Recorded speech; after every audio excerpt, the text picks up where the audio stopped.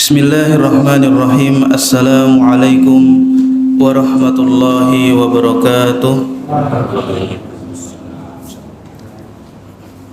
Alhamdulillahi rabbil alamin wa bihi nasta'inu ala umurid dunya waddin.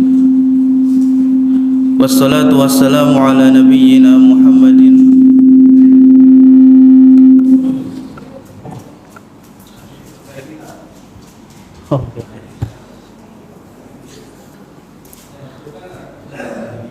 Imam? Oh itu kan. Halo.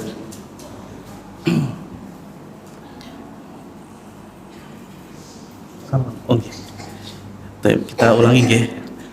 Alhamdulillahirabbil alamin wa bihi nasta'inu ala umurid dunya waddin.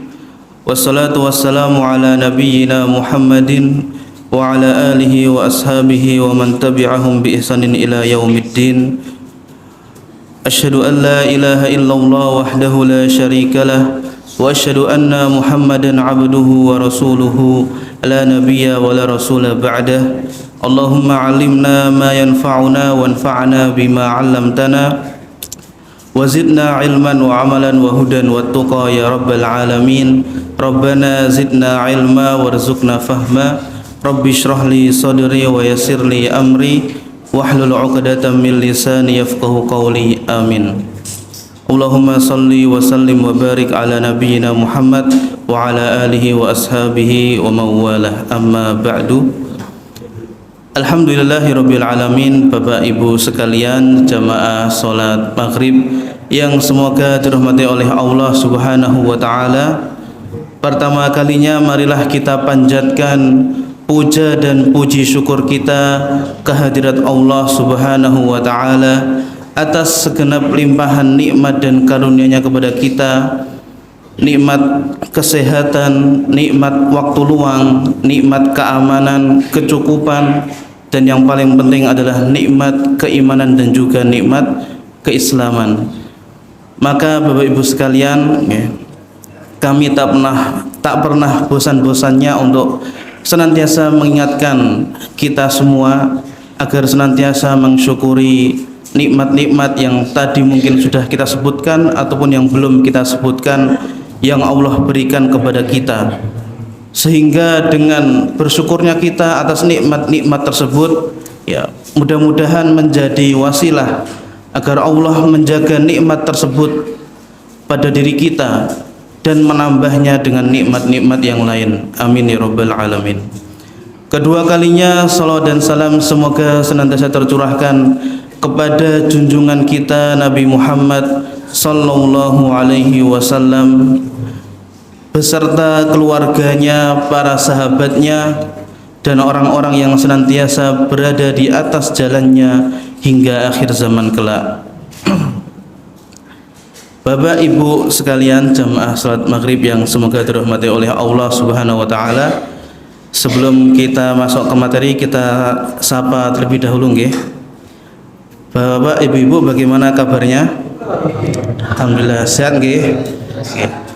Alhamdulillah, ini akhirnya saya diberi kesempatan atau bisa kembali mengisi kembali setelah 3 minggu mungkin tidak mengisi. Ini rasanya seperti baru mengisi lagi, jadi masih ada sedikit napa niku nervous-nervousnya tapi mudah-mudahan tetap bisa memberikan manfaat yang terbaik bagi kita semua. Amin.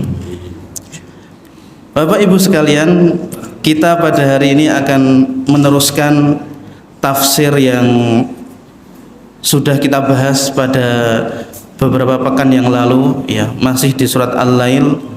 Allah Subhanahu wa taala berfirman, A'udzu billahi minasyaitonir rajim. Bismillahirrahmanirrahim. Wal laili idza yaghsha wan nahari idza tajalla wama khalaqadz dzakara wal untha inna sa'yakum lasyatta.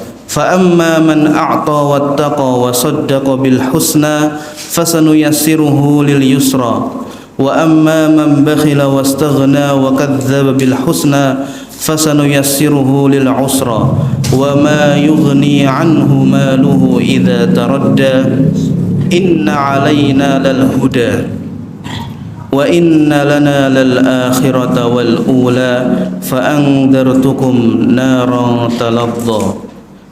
Bapak Ibu sekalian, kita pada malam hari ini akan membahas firman Allah Subhanahu wa taala yang berbunyi wa inna lana lal akhirata wal ula. Ayat ini Bapak Ibu sekalian adalah ayat yang sangat luar biasa, karena di ayat ini Allah Subhanahu wa taala membuat sebuah pengakuan, sebuah pengukuhan atas kesempurnaan dari mana, dari kekuasaan yang dimiliki oleh Allah Subhanahu wa taala. Allah Subhanahu wa taala berfirman, dan sesungguhnya milik kamilah segala yang ada di akhirat maupun yang ada di dunia. Bapak Ibu sekalian, yang pertama yang akan kita bahas adalah mengapa di sini ya, atau di ayat ini Allah Subhanahu wa taala mengedepankan kalimat akhirat dibandingkan dunia, nggih. Karena ayatnya berbunyi napa? Wa inna lana lal akhirata wal ula, nggih. Akhirat terlebih dahulu baru dunia. Para mufassirin berpendapat bahwasanya mengapa akhirat ini lebih didahulukan? Karena kenikmatan ya, atau akhirat pada umumnya ini lebih besar dan lebih abadi serta lebih berharga dibandingkan dunia, nggih. Maka Allah Subhanahu wa taala mengedepankan kalimat akhirat, nggih. Disebabkan apa? Kemuliaan yang ada di sana itu lebih baik dibandingkan yang ada di dunia, dan kehinaan yang ada di sana itu juga lebih hina dan lebih menyakitkan dibandingkan kehinaan yang nanti mungkin atau yang ditemui ketika kita di dunia. Bapak Ibu sekalian, jamaah salat maghrib yang semoga dirahmati oleh Allah Subhanahu wa taala, maka seorang mufassir yang bernama Fakhruddin Ar-Razi dalam tafsirnya ya, beliau berkata tentang firman Allah wa inna lana lal akhirata wal ula, ay anna lana kulla ma fid dunya wal akhirah falaysa yadhurruna tarkukumul ihtida'a bihudana wala yazidu fi mulkina ihtida'ukum. Allah berfirman ya, ketika Allah mengatakan sesungguhnya milik kamilah segala yang ada di akhirat maupun di dunia, ya. Seakan-akan Allah ingin mengatakan kepada kita para hambanya, wahai para manusia, sungguh ya, akhirat dan dunia ini semua adalah milikku, maka ketaatanmu ataupun kemaksiatanmu ya, kalau engkau bermaksiat ya, tidak akan membahayakan diriku sedikit pun. Dan jika engkau berbuat ketaatan kepadaku, maka ketaatanmu itu tidak akan menambah sedikit pun dari kekuasaanku. Okay. Atau bahasa gampangnya Bapak Ibu sekalian, di dalam ayat ini seakan-akan Allah ingin mengatakan kepada kita semua para hambanya, wahai hamba-hambaku, ketika aku melarangmu dari perbuatan maksiat, yang mendapatkan bahaya dari maksiat itu adalah kamu sendiri, bukan diriku. Dan ketika aku memerintahkanmu untuk berbuat ketaatan, yang mendapatkan manfaat dari ketaatan itu adalah siapa Bapak sekalian? Adalah dirimu sendiri, bukan diriku. Maka Bapak Ibu sekalian, ketaatan yang kita perbuat, kebaikannya kembali kepada kita. Sama halnya keburukan yang kita perbuat itu ya, hal-hal buruknya juga akan kembali kepada kita. Maka kemudian Ar-Razi mengatakan, walau syi'na lamana'nakum minal ma'asi qahrun.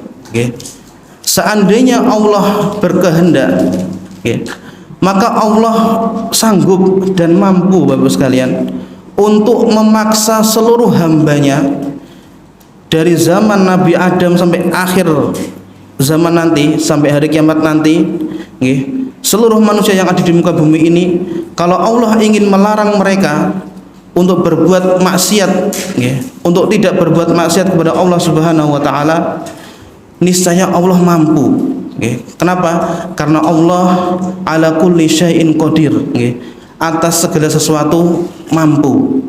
Maka pertanyaannya, kenapa Allah tidak berbuat demikian? Ya.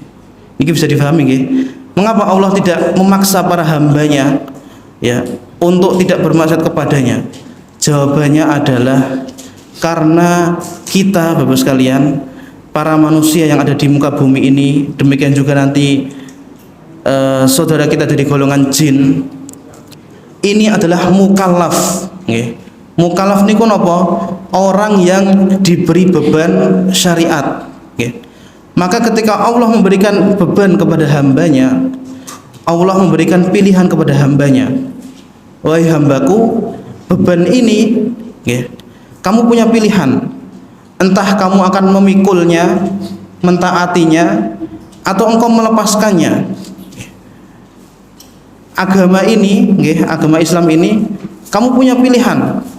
Apakah engkau ingin memeluknya atau tidak memeluknya? Tapi ingat, pada setiap pilihan yang engkau pilih, di sana ada akibat yang akan kamu tanggung.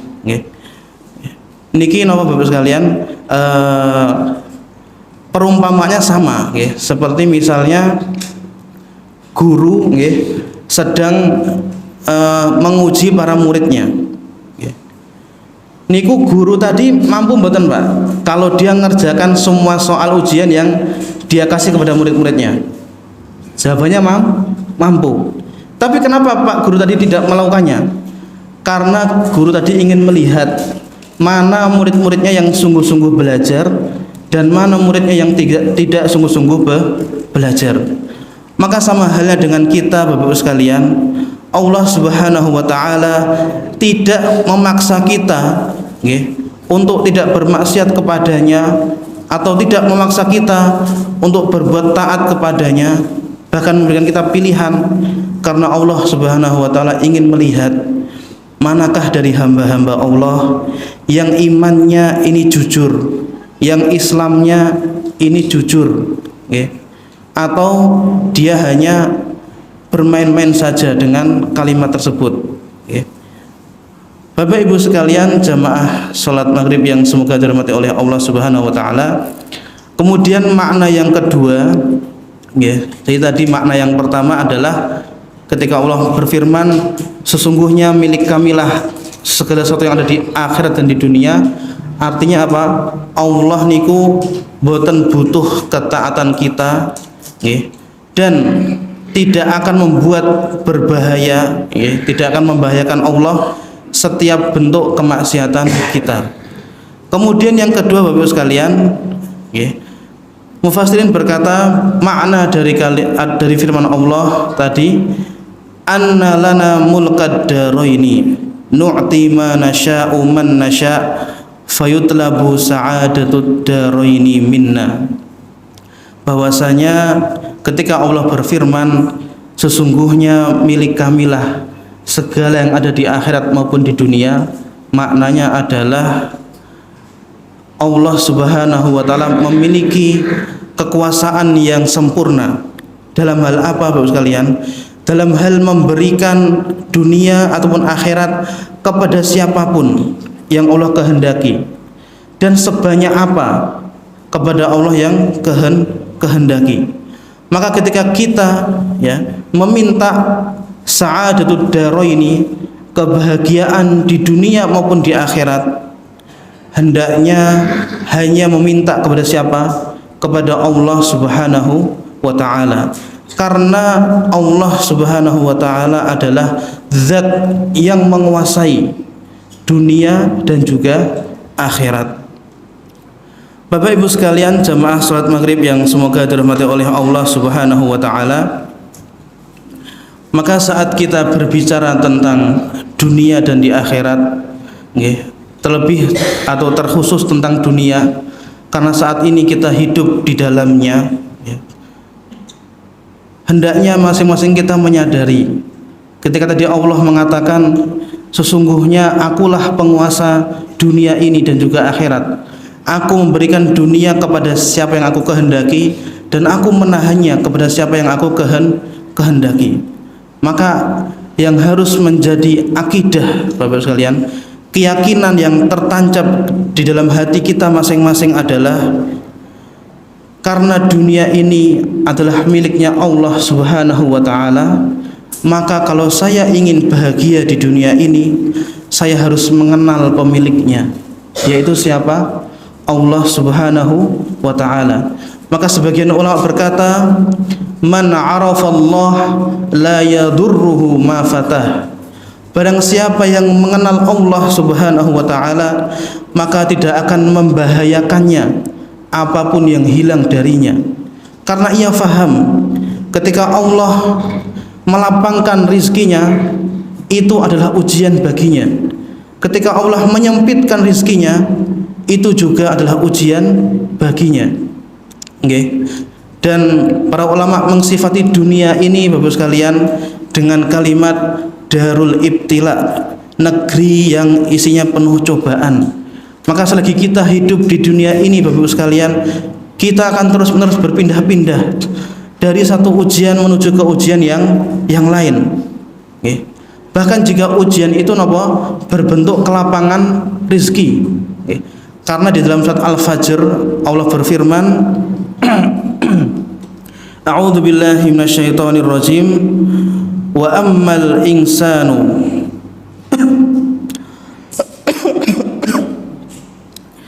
wa ammal insanu idza mabtalahu rabbuhu fa akramahu wa na'amahu fayaqulu rabbi akraman wa amma idza mabtalahu faqadara alaihi rizqahu fayaqulu rabbi ahanan. Maka adapun manusia, berarti kita semua yang ada di sini, apabila Tuhannya mengujinya, menguji dengan apa Bapak sekalian? Menguji dengan memuliakannya dan memberinya kesenangan, bisnisnya lancar, jabatannya tinggi, anak-anaknya gampang diatur, keluarganya harmonis, maka dia berkata, Tuhanku telah memuliakanku. Padahal sejatinya Tuhannya sedang mengujinya. Lalu di ayat berikutnya, namun apabila Tuhannya mengujinya, tadi dari menguji, di bawah juga sama, menguji. Dengan apa Bapak sekalian? Dengan membatasi rizkinya. Bisnis susah untuk berkembang. Lalu pekerjaan nggak bisa naik-naik jabatannya, dan segala macam, pokoknya hidupnya susah. Dia berkata, Tuhanku telah menghinakanku. Padahal Allah tidak sedang menghinakannya, Allah sedang mengujinya. Maka tadi Bapak sekalian, barang siapa yang mengenal Allah, maka tidak akan membahayakannya apapun yang terjadi di dunia, karena ia sadar segala hal yang mendatanginya di dunia itu adalah ujian dari Allah untuknya. Ketika Allah mengujinya dengan kesenangan, kelapangan harta dan lain sebagainya, maka Allah sedang ingin melihat, kata para ulama, Allah sedang ingin melihat, hal huwa yuhsinu ila ghairihi kama ahsanallahu ilaik. Apakah hamba tadi yang diberi nikmat tadi, dia mau berbuat kebaikan kepada orang lain sebagaimana Allah berbuat baik kepadanya. Kemudian ketika Allah menguji seorang hamba dengan kesempitan, maka Allah ingin melihat apakah hamba tadi masih mencintai Robnya, masih mau beribadah kepada Allah meskipun dalam kondisi yang sempit, kondisi yang sulit, kondisi yang mungkin sedang sakit dan lain sebagainya. Maka Bapak Ibu sekalian, jamaah salat maghrib yang semoga dirahmati oleh Allah Subhanahu wa taala, jangan sampai kita tertipu dengan segala hal yang datang kepada kita di dunia ini. Intinya, selagi kita mengenal Allah Subhanahu wa Ta'ala, apapun yang datang di dalam hidup kita, maka kita melihatnya sebagai ujian. Dan ujian itu berbeda-beda. Beda ujian, beda juga cara menghadapinya. Bahkan salah seorang penyair pernah berkata, "Samaniyatun tajri 'alan nasi kullihim wala budda lil insani yalqas samaniyah." Ada 8 hal tajri 'alan nasi kullihim yang pasti akan ditemui oleh manusia seluruhnya. Wala budda lil insani ayyalqas samaniyah. Dan seorang manusia ini wajib hukumnya ketika ia sedang di dunia untuk bertemu dengan 8 hal tadi. Apa Bapak sekalian 8 hal tadi? Sururun wa huznun, kebahagiaan dan kesedihan. Terkadang kita bahagia, terkadang kita juga sedih.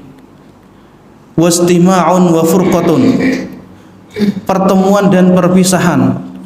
Terkadang kita bertemu dengan orang yang kita cintai, tapi ada kalanya kita juga akan berpisah dengan orang yang kita cintai. Wa usrun wa yusrun, ada kemudahan dan juga kesulitan.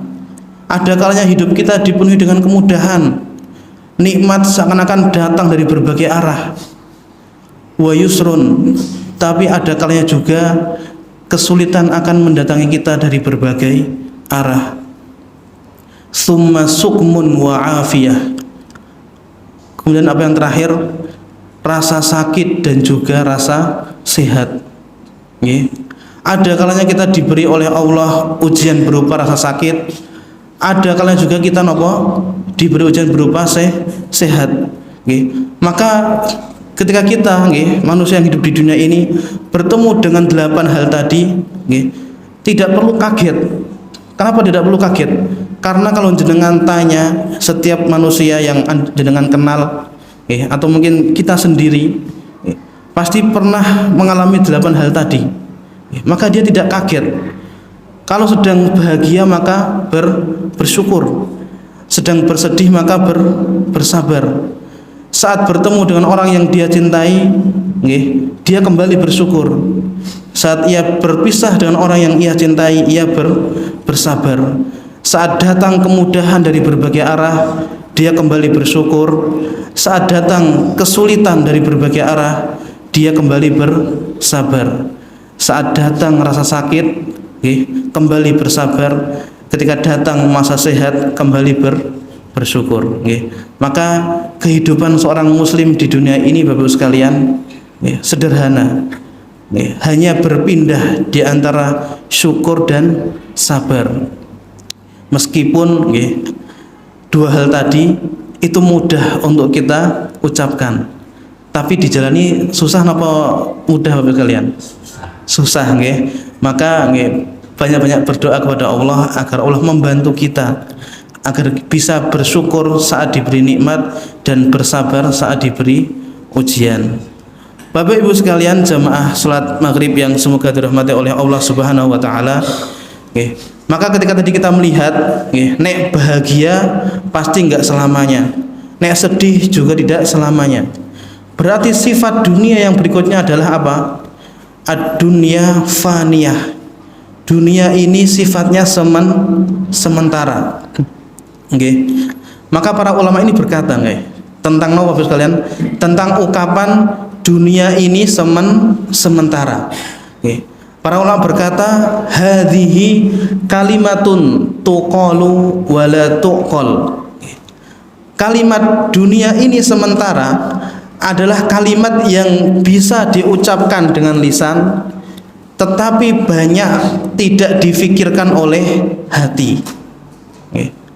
Kita sudah tahu dunia ini sementara, tapi kadang kita masih mengajarnya dengan mati-matian. Hidupnya pokoknya mikir gimana supaya nambah penghasilan dan lain sebagainya. Itu boleh Bapak sekalian, kita boleh memikirkan dunia, tetapi kata Rasulullah, jangan dijadikan akbaru hammina. Jangan dijadikan sebagai kegelisahan kita yang paling besar atau pikiran kita yang paling besar, ya. Boleh memikirkan dunia, tapi porsinya nopo secukupnya, sehingga kita tidak melupakan porsi untuk memikirkan akhirat. Karena apa Bapak sekalian? Orang yang hidup di dunia, porsi memikirkan dunia sangat-sangat banyak, sehingga ia lupa memikirkan akhirat, ya, adalah orang yang sangat-sangat mengherankan atau orang yang sangat rugi, ya. Seorang ulama bersyair kembali, ya. Beliau berkata, wa ta'jabu mimman ba'a syai'an biduni ma yusawi bila ilmin wa amruka a'jabu li'annaka qad bi'tal hayata wa tibaha biladzati hulmin an qalilin sayadhabu. Ya, jadi niki napa? Ulama ini membuat permisalan.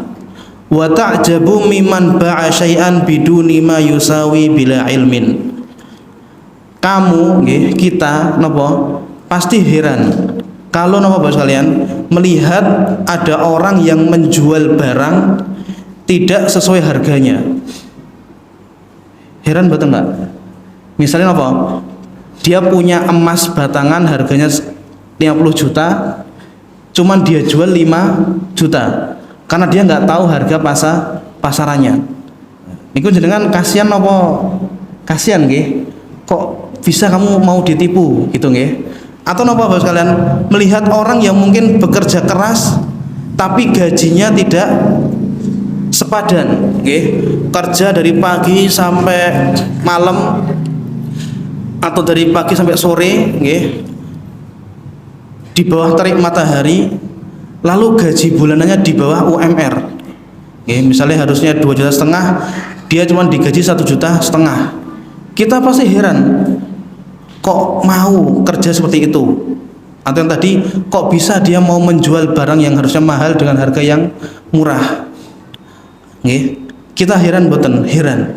Kenapa? Karena orang tadi rugi waktu dan kekuatan. Yang kedua, yang pertama rugi secara harta. Harusnya bisa dapat 50 juta tapi hanya dapat 5 juta. Nggih, niku napa? Kita merasa heran. Lalu ulama tadi mengatakan wa amruka a'jabu, padahal urusanmu itu lebih mengherankan lagi. Wahai orang-orang yang napa? Menukar akhiratnya dengan dunianya. Wahai yang senantiasa memikirkan dunia sehingga lupa untuk memikirkan akhirat, urusanmu itu lebih mengherankan lagi. Kenapa? Li'annaka qad bi'tal hayata wa tibaha biladzati hulmin an qalilin sayadhabu. Karena kamu telah menjual al hayata wa tibaha, kehidupan yang nikmatnya itu abadi, biladzati hulmin, dengan kenikmatan yang sifatnya itu seperti mimpi, an qalilin, sedikit, sayadhabu, dan akan pergi meninggalkanmu. Nggih. Kenikmatan di dunia ini Bapak sekalian seperti mimpi. Bahkan nggih, ketika di dalam Al-Qur'an Allah berfirman, nggih, Allah bertanya kepada para hambanya, kam labista fil ardi adada sinin, berapa lama kamu telah hidup di dunia? Nggih. Di sini apa Pak? Berbeda-beda. Ada yang mungkin 40 tahun, 30 tahun, ada yang baru 20-an tahun, ada yang mungkin sudah 60-an tahun. Tetapi nanti di akhirat apa jawaban para hamba tadi? Qala labisna yauman au ba'da yaumin. Ya Allah, kami ini seakan-akan hanya hidup sehari atau beberapa hari. Maka tadi napa? Kenapa kenikmatan di dunia ini dinamai kenikmatan yang hanya mimpi belaka? Karena kalau sekarang kita merasakan nikmatnya, nanti habis isya kadang sudah tidak terasa. Nggih. Kadang hidup nikmat selama 20 tahun, nggih. Ketika di tahun yang ke-21 diuji dengan sakit, maka nikmat yang 20 tahun tadi sudah seperti tidak berasa. Nggih, sami kayak kita sedang tidur, napa? Mimpi enak. Bangun masih kerasa mboten, Pak? Sudah tidak terasa. Maka Bapak Ibu sekalian, jamaah salat Isya yang salat Maghrib yang semoga dirahmati oleh Allah Subhanahu wa taala, saat kita mengetahui bahwasanya nilai dari dunia itu sesederhana itu, bahkan Rasulullah Sallallahu Alaihi Wasallam bagaimana beliau mengsifati dunia. Suatu ketika beliau bertanya kepada sahabatnya yang bernama Abdiya, Abdiya. Maka Rasul bertanya, wahai Dia, apa yang engkau makan? Maka Dia menjawab, al-lahmu wal laban. Ya Rasulullah, saya memakan daging dan meminum susu. Kemudian Rasul bertanya lagi, wa ma yasiru, lalu makanan itu menjadi apa? Maka Dia menjawab, kama alimta ya Rasulullah, ya dia menjadi seperti yang sudah kamu ketahui wahai Rasul. Nek makanan sudah masuk, keluar menjadi apa? Kotoran. Itu adalah pertanyaan yang jawabannya sudah diketahui oleh semua orang. Maka Rasul menjawab, maka demikianlah nilai dunia di sisi Allah Subhanahu wa taala. Bahkan di dalam hadis lain Rasul juga bersabda, seandainya dunia ini lebih berharga di sisi Allah Subhanahu wa taala dibandingkan satu sayap nyamuk, niki kita mboten berkata dua sayap nyamuk, hanya satu sayap nyamuk. Seandainya dunia ini berharga atau harganya ini sama seperti satu sayap nyamuk di sisi Allah Subhanahu wa taala, maka niscaya orang-orang yang tidak beriman kepada Allah tidak akan diberi minum sedikit pun. Itu napa kalian? Kalau dunia itu berharga di sisi Allah. Tapi buktinya orang-orang yang tidak beriman kepada Allah, Allah beri nikmat yang banyak. Bahkan manusia terkaya di dunia saat ini bukan orang yang muslim. Mengapa demikian? Karena di sisi Allah dunia tadi tidak berharga. Bapak Ibu sekalian jamaah salat maghrib yang semoga dirahmati oleh Allah Subhanahu wa taala, maka kemudian Rasulullah Sallallahu Alaihi Wasallam ketika mengetahui dan menyadari hakikat dari dunia ini, yang mana harganya bahkan tidak sampai dengan satu sayap nyamuk, Jadi perbandingan itu dibuat untuk apa Bapak Ibu sekalian? Untuk diajukan kepada kita.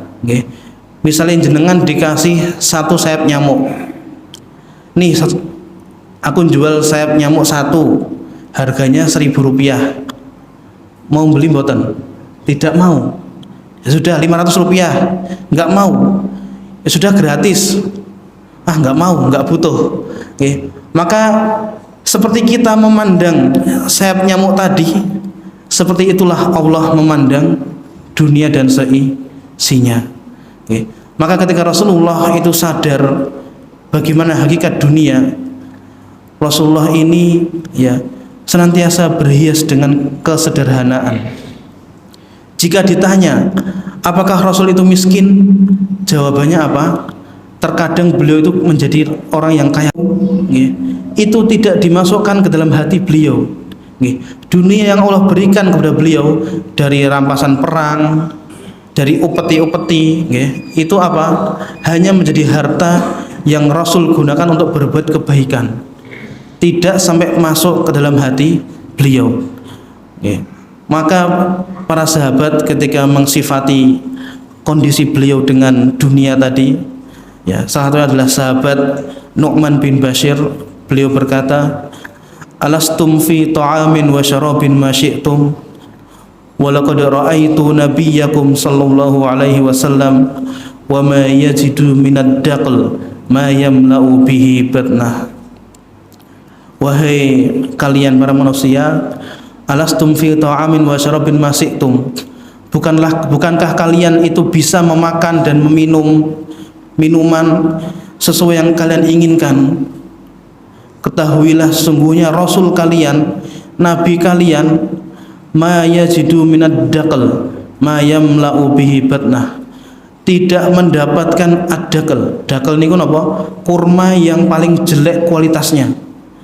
Nggih, niku bisa kurma yang ada serangga-serangganya.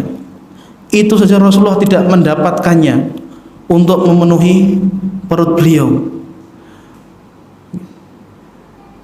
Kemudian Ibunda Aisyah juga berkata, ma syabi'a alu Muhammadin sallallahu alaihi wasallam min khubzin burrin ma'dumin salatata ayyamin hatta lahiqa billah. Keluarga Nabi Muhammad itu tidak pernah makan roti yang ada lauknya selama 3 hari berturut-turut sampai beliau bertemu dengan Allah Subhanahu wa ta'ala. Lalu di hadis yang lain Rasul juga pernah dikisahkan mendatangi rumah istrinya, lalu beliau berkata, hari ini apakah ada yang bisa kita makan? Maka istri menjawab, tidak ada sedikit pun makanan di rumah kita wahai Rasul. Maka Rasul bersabda, jika demikian saya akan berpuasa. Demikianlah Bapak Ibu sekalian kondisi rumah tangga Rasulullah. Lalu marilah kita melihat dengan diri kita hari ini. Sudahkah kita mensyukuri nikmat-nikmat yang Allah berikan kepada kita? Jangan-jangan di antara kita mungkin ada yang ketika pergi ke rumah sepulang kerja mendapati istrinya masak yang itu-itu saja, atau mungkin pembantunya masak yang itu-itu saja. Bu, kok masaknya tempe terus? Bosan ini. Kapan saya makan ayam? Bu, kok makannya nasi terus? Mau ganti yang lain. Maka hendaknya kita membandingkan keadaan kita dengan keadaan Rasulullah, manusia yang paling mulia di sisi Allah. Kondisi rumah tangganya seperti itu. Dan beliau tidak mengeluh. Maka hendaknya kita sebagai umatnya, Bapak Ibu sekalian, alhamdulillah kondisi kita tidak sampai seperti itu. Maka kondisi kita yang sekarang ini, ya baik atau banyaknya, mari kita syukuri bersama-sama dengan kesyukuran yang sebanyak-banyaknya, dan mudah-mudahan kita jika mensyukurinya membuat Allah menambah nikmat yang Allah berikan kepada kita. Amin ya rabbal alamin. Bapak Ibu sekalian, mungkin demikian yang bisa kami sampaikan pada kesempatan hari ini.